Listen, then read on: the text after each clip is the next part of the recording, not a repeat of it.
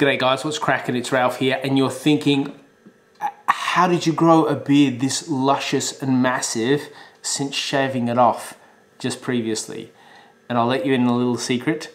I filmed this before I shaved my beard off. You see, I have to batch film, so I have to take the opportunities that arise to film, and then I gradually edit in the evenings, and then they publish, which is fine for the continuum until you do something drastic like you shave your beard. So right now I'm enjoying my beard, but I know by the time you watch this and I watch this and I post this, there won't be a beard. If you want to know what that's all about, well, I'll put a video at the end. You can just loop back to it, see what it's like, and if there's an opportunity still to contribute to what I did, then it'll be a link in the description below.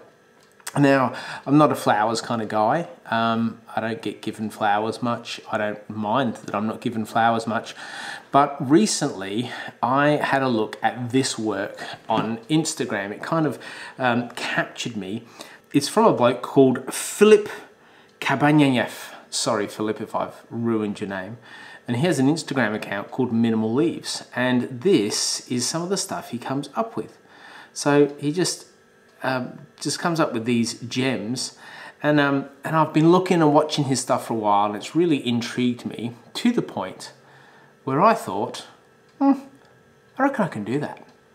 So he hasn't got a tutorial or anything like that. He should have, and everyone on his Instagram account says, how do you do this? But today I thought we'd unlock the secrets of how we do that, because I'm pretty sure he does it with light painting, and we're going to use a beautiful light yellow rose that we have, and they smell just like, I don't know, leaves.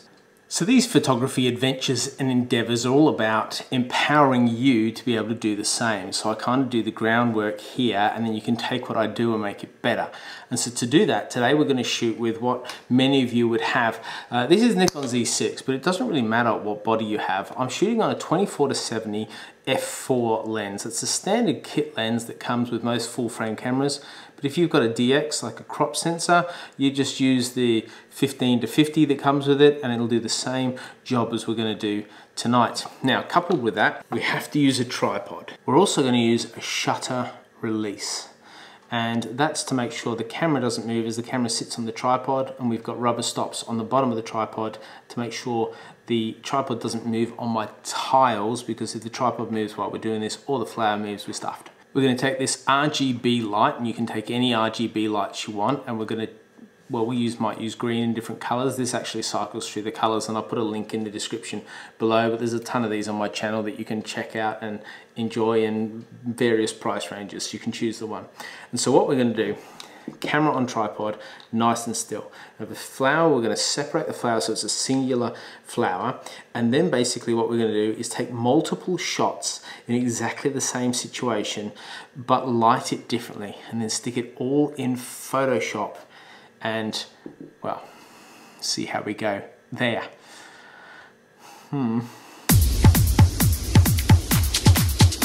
So we're set up. I've used my jumper, my hoodie as a black background, which I'll be able to manipulate some more in Photoshop, but it basically means the entire focus is going to be on the flower. The flower is well balanced, I think. I don't think it's going to fall over just yet. And my camera is shooting down, so the center of the camera is bang on in the center of the rose. Now the other thing I've done is I've changed the focus point to a single focus point, and I've changed the focus mode to standard, like stable, like S, like sick. We're gonna be still, not continuous. So then I've locked off the tripod, so this tripod can't move in any way. And the idea is that without moving the tripod, I can use the shutter release to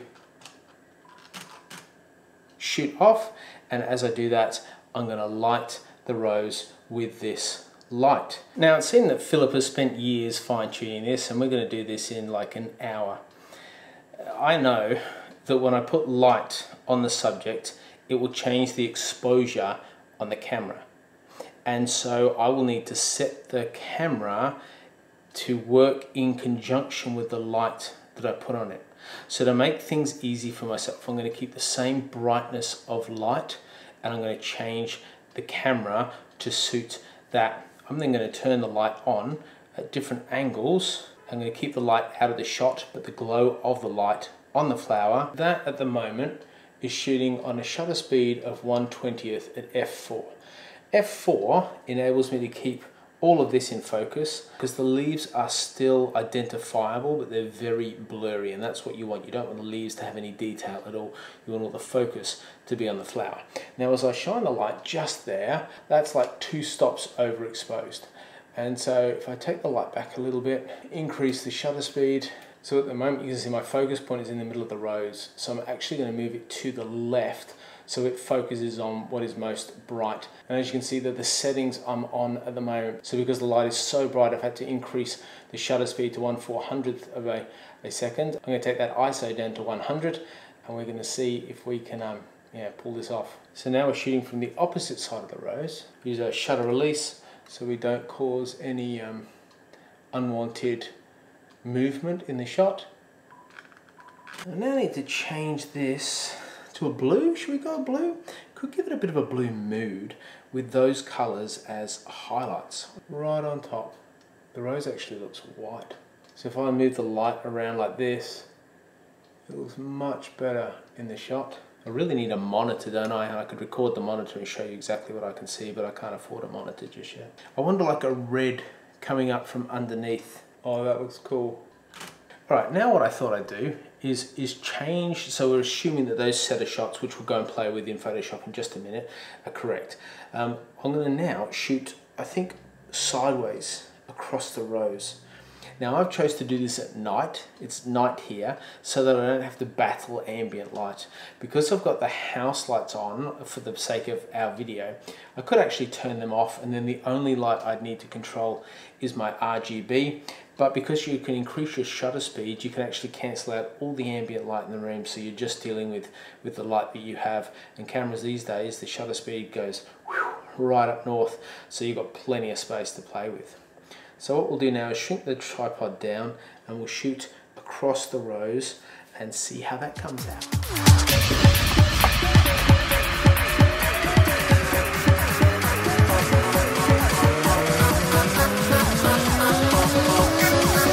So we've positioned ourselves so we're looking just at a slight angle up at the rose. The rose hasn't moved in its position for where it was originally, and I'm shooting on 70mm.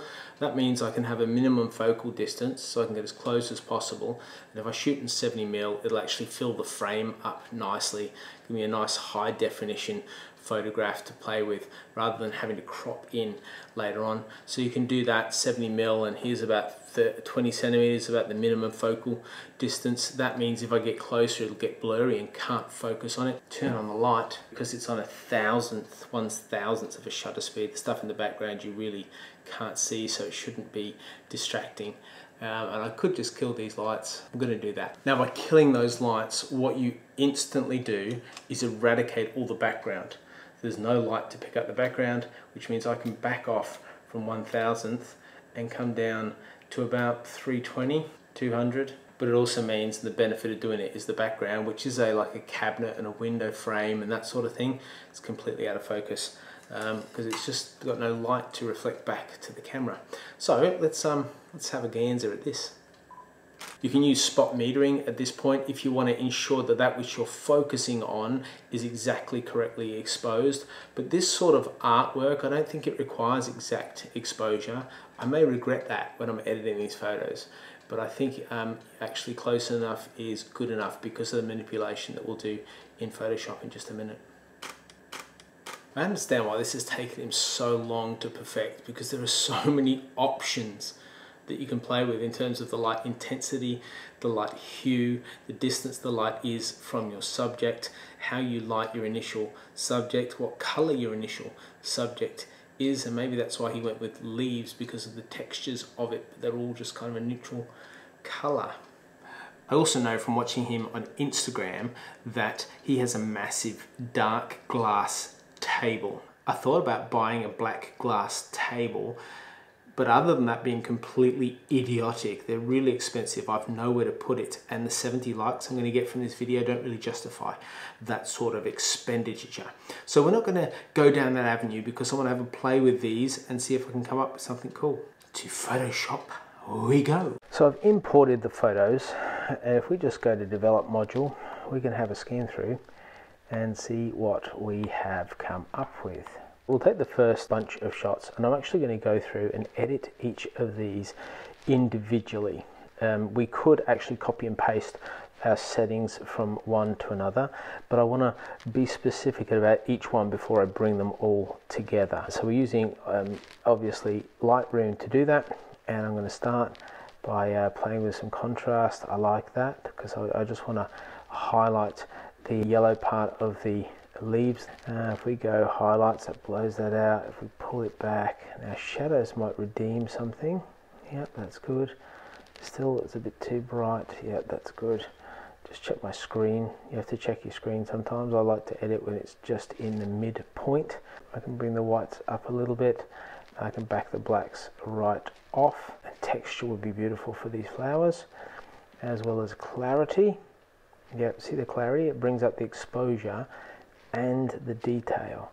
Now I might just increase the exposure a little bit, go back a little bit on the contrast, so I'm pretty happy with that.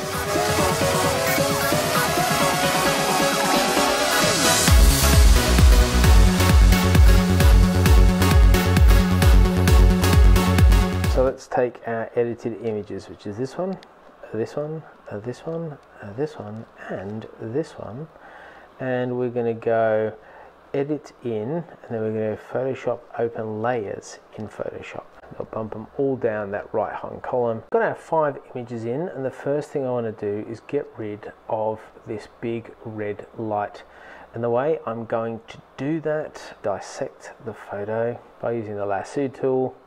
I can actually delete that. I can go Command D, then I can go put a mask on if I choose a brush, and then I can actually just blend that line in a little bit so it doesn't look so obtrusive. Next, what you want to do is go Shift All, go Edit, go Auto Align Layers, go Auto, and that will ensure that all 5 images are bang on aligned. Oh, and as you can see from that, there's 1 or 2 images that are quite drastically out of alignment, which are no longer out of alignment. So let's just have a look at our photos, make sure we're happy with each of them as they align themselves. That looks pretty good. Yep, I think that's actually too bright, it's too exposed. If I select that and I go to image, I go to adjustments, and it feels like the highlights are just a bit too bright, and so we can control them here at some shadows. And then if I bring this down, yeah, that's what I'm hoping for. See, the brighter they are, the more detail you lose. A bit extreme, but then if I just tweak the actual overall exposure of this image, I think we'll be in good shape. All right, now let's get to the exciting fun part. Let's bring them all back. Then we go Shift and select them all. And then we look at the layer options that we have available to us. And as I go through, you will see the image change based on which one we choose. And some of them, obviously the image is too dark, but this next one is the one I've been looking forward to. Boom, there we go, lock it in, lighten up. Let's just have a zoom in and have a look at the textures of this, see if we're happy with it. Like, not bad, hey?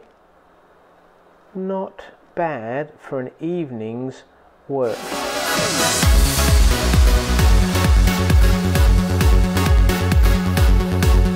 So how was that? You got a like in the moment feel of how I edit and how I shot, and some of you that are Photoshop gurus are going to slay me in the comments below, and that's fine. This is a learning opportunity for all of us, but you've seen how easy it is. Now, as you will have remembered, what I got was nothing like what Philip got. Kudos to Philip, because he spent a long time doing it, and I might spend a bit more time.